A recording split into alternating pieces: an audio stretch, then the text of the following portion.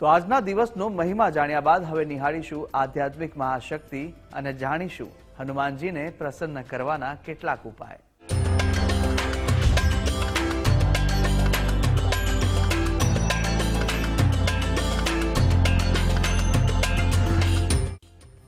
આધ્યાત્મિક મહાશક્તિમાં આજે આપણે જાણીએ હનુમાનજી મહારાજના કેટલાક ઉપાય જે કરવાથી જીવનમાં લાભની સ્થિતિ મળી શકે। દરેક વ્યક્તિ જીવનમાં કોઈના કોઈ કારણોસર પીડિત હોય છે અને પીડામાંથી બચવા માટે સૌથી સહજ અને સરળ સાધન ભગવાનની આરાધના, ભગવાનના શરણમાં જવું અને તેનાથી દોષો નિવૃત્ત થાય છે। પણ વાત કરીએ જો કુંડલીમાં તમારો શનિ ખરાબ છે, શનિની પનોતી ચાલે છે અથવા શનિની કોઈ અવદ્રષ્ટિ છે, શનિની મહાદશા છે, તો કોઈક પણ કારણથી શનિની કારણે પીડા જીવનમાં ભોગવતા હો તો શું કરવાનું? શનિવારના દિવસે હનુમાનજી મહારાજના મંદિરમાં જઈ ચમેલીનું તેલ અને પારદ સિંદૂર દ્વારા હનુમાનજીને ચોળો ચડાવવો। ચોળો ચડાવ્યા બાદ ત્યાં ભગવાનની સન્મુખ બેસી હનુમાન ચાલીસાના પાઠ કરવા। શક્ય હોય તો એકી આસને 100 હનુમાન ચાલીસાના પાઠ કરવા। જો 7 પાઠ કરે કોઈ છૂટ હી બંદી મહાસુખ હોય। તો 100 હનુમાન ચાલીસાના પાઠ કરવા મંગલકારી સાબિત થાય છે। ત્યારબાદ હનુમાનજીને ધૂપ દીપ અર્પણ કરવા અને ભગવાનના અષ્ટોત્તર સતનામ સ્તોત્ર દ્વારા ભગવાનની પૂજા કરવી। આકડાના પુષ્પ અથવા કોઈ સુવાસિત પુષ્પ 108 વાર ભગવાનનું નામ બોલી અર્પણ કરવા। આ રીતે પૂજા કરવાથી તમારો શનિ સાનુકૂળ બને છે, શનિની પીડામાંથી મુક્તિ મળશે, જીવનનો ફરક અવશ્ય જોવા મળશે। પણ જો તમારો મંગળ ખરાબ છે, મંગળ ખરાબ છે તો શું ઉપાય કરવો? તો કહ્યું છે ખાસ કરીને મંગળવારના દિવસે, શનિવારના દિવસે તો મંગળવારના દિવસે કોઈ પણ દિવસે તમે હનુમાનજી મંદિરમાં જાઓ, હનુમાનજીને પારદ સિંદૂર અને ચમેલીના તેલનો મિક્સ કરી ચોળો અર્પણ કરવો, એટલે ભગવાનને લેપ લગાવો, ભગવાનને સજાવવા।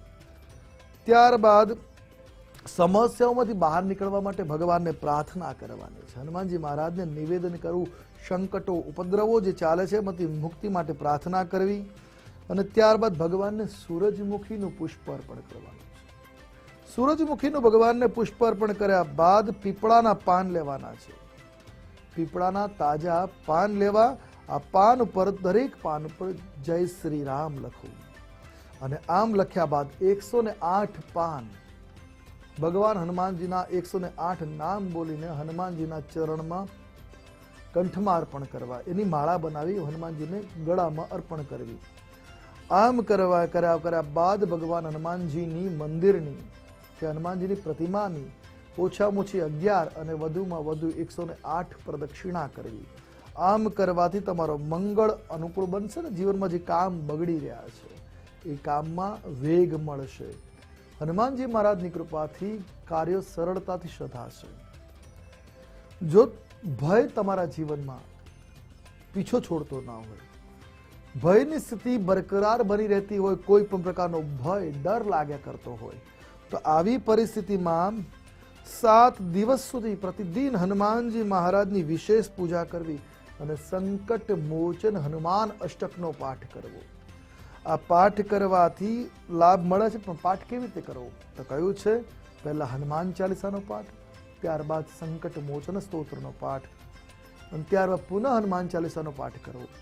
આમ 7 વાર 7 દિવસ લગાતાર પાઠ કરવામાં આવે તો કોઈ પણ પ્રકારનો ભય ડર હશે નિવૃત્ત થઈ જશે। હનુમાનજી મહારાજની કૃપા અવશ્ય મળશે ને સિદ્ધિ ચોક્કસ તમને પ્રાપ્ત થશે।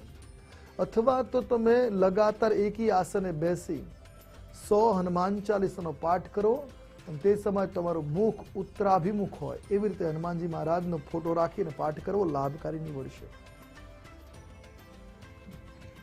દક્ષિણાભિમુખ બેસી પીપળાના વૃક્ષ નીચે, અહીંયા ખાસ કરીને પીપળાના વૃક્ષ નીચે બેસવાનું છે, દક્ષિણ તરફ ચહેરો રાખવાનો છે અને 108 વાર હનુમાન ચાલીસાનો પાઠ કરવો, જેથી તમારા જીવનમાં આર્થિક તંગી દૂર થશે। ઘણા વ્યક્તિઓ મહેનત કરતા હોય, તનતોડ મહેનત કરતા હોય, પણ આર્થિક લાભ મળતા નથી, બીજા સ્તોત્રોને મંત્રો ફાવતા નથી, તો આ સહજ સરળ ઉપાય છે। કોઈ પણ શુક્રવાર, શનિવાર કે મંગળવારના દિવસે દક્ષિણાભિમુખ બેસવું, પીપળાના વૃક્ષ નીચે જ બેસવું અને તે સમયે 108 હનુમાન ચાલીસાના પાઠ કરવા, જે પાઠ કરવાથી આપના જીવનમાં આર્થિક સિદ્ધિના માર્ગ પ્રશસ્ત બનશે. હનુમાનજીની કૃપાથી ધન આગમના માર્ગો ખુલશે. એટલે જો આર્થિક પીડા ચાલતી હોય તો આ ઉપાય અવશ્ય કરી શકાય. અને હનુમાન ચાલીસા સામાન્ય દરેક વ્યક્તિને આવડતી હોય છે, તો સહજ સરળ સાધન છે. જો કોઈ ગ્રહોની પીડા સતાવી રહી હોય, ગ્રહ પીડા જીવનમાં ચાલતી હોય, કુંડલીમાં કોઈ દોષ છે, તો આના કારણે નિવૃત્તિ માટે દર શનિવાર અને મંગળવારના દિવસે એક ઉપાય કરી શકે. હનુમાનજી મંદિરમાં જવું, શેકેલા ચણા, મોળા, મીઠા વગરના શેકેલા ચણા અને ગોળ આ ભગવાનને ભોગ અર્પણ કરી અને વિતરણ કરવા જોઈએ. અને ખાસ કરીને મંગળવારે પ્રસાદ કરવો ખૂબ મંગલકારી માનવામાં આવે છે. શનિવારના દિવસે તમે હનુમાનજીને પ્રસન્ન કરવા માટે કેળા અને બુંદીનો પ્રસાદ અર્પણ કરી શકો. મંગળવારે ગોળ અને ચણાનો પ્રસાદ કરવો ખૂબ શુભ અને મંગલકારી માનવામાં આવે છે. તો હનુમાનજી મહારાજની કૃપા 9 ગ્રહોને અનુકૂળ કરવા માટે પણ કરી શકાય છે. હનુમાનજી મહારાજ તમામ પ્રકારની સિદ્ધિઓના દાતા છે, અષ્ટ સિદ્ધિ નવનિધિના દાતા છે. તો હનુમાનજી મહારાજની કૃપાથી આર્થિક સિદ્ધિ મળી શકે છે, સંકટનાશ થઈ શકે છે, કાર્યમાં સિદ્ધિ મળી શકે છે. જો કોઈ લાંબી બીમારીઓ ચાલતી હોય ને, એમાંથી સમાધાન ન મળતું હોય તો 21 દિવસ લગાતાર હનુમાન બાહુકનો પાઠ કરો, બીમારીઓમાંથી મુક્તિ જલ્દી મળશે. હનુમાનજી મહારાજની આરાધના મંગલકારી છે. સંકટોમાંથી નિવૃત્તિ માટે સંકટ મોચન હનુમાન અષ્ટકનો પાઠ કરવો અને એથી મહત્વની વસ્તુ છે, કોઈ કાર્ય સિદ્ધ નથી થતું, જીવનમાં ઉપદ્રવો છે, તો લગાતાર 51 દિવસ સુધી રોજ 5ની સંખ્યામાં બજરંગ બાણ સ્તોત્રનો પાઠ કરો અને આપની મનોકામનાઓ ભગવાન હનુમાનજીના ચરણમાં રજૂ કરો. અવશ્ય તમે સંકટોમાંથી નિવૃત્ત થશો, આપની મનોકામના પૂર્ણ થશે. આજે બસ આટલું જ. કાલે ફરી મળીશું નવા વિષય સાથે, નવી વાતો સાથે. કાલે મળીએ ત્યાં સુધી આપ મને અર્થાત આશુતોષ આચાર્ય રજા આપશો. મળીએ ત્યાં સુધી મારા જય ભવાની.